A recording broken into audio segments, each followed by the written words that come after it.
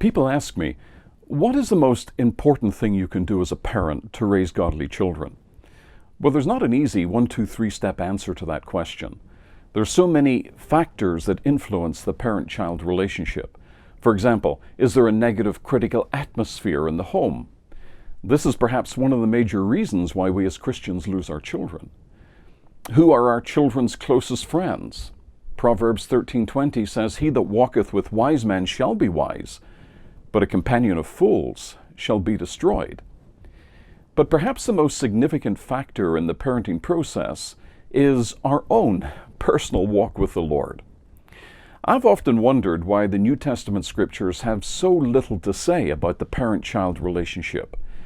There's a few verses at the beginning of Ephesians chapter 6, and there's a parallel passage in the book of Colossians chapter 3, but that's essentially it. Because what the New Testament is primarily concerned about is producing vibrant, growing, Spirit-filled Christians who love the Lord and love other people. And those are the primary qualifications for being a good and effective parent. Our own personal walk with the Lord is perhaps the most significant factor that we can bring to the parenting process. That's certainly true in a marriage as well. Your relationship with your spouse and your relationship with your children is only as strong as your relationship with the Lord.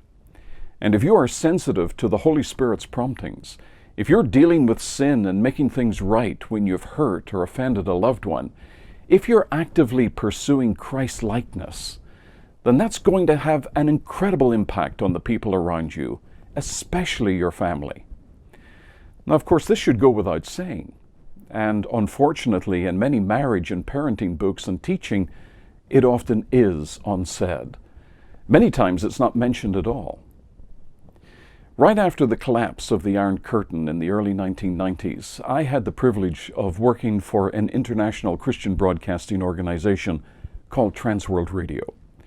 And I had the opportunity to travel and to talk to a pastor from Bulgaria, a society that was very much against Christianity and teaching Christian values to children. And I asked this pastor if there was a problem with teenage rebellion in his church like we have in our Western churches. And of a church of over 400 people, he said no. He didn't know of a single family that was struggling with teenage rebellion. And I wondered why. How can that be? And I've concluded that those children saw the reality of their parents' commitment to Jesus Christ. These parents were persecuted for their faith. Some of them lost their jobs. Some of them were beaten and thrown in prison because of their love for the Lord. And these children understood that their parents were not just playing with religion. What about you? Do your children or grandchildren see the reality of your spirituality in the home? Do they see you behave one way in the church and another way in the home? Because your children, more than any others, will resent your hypocrisy and inconsistencies and most likely reject the God that you claim to be serving. But a godly life is contagious.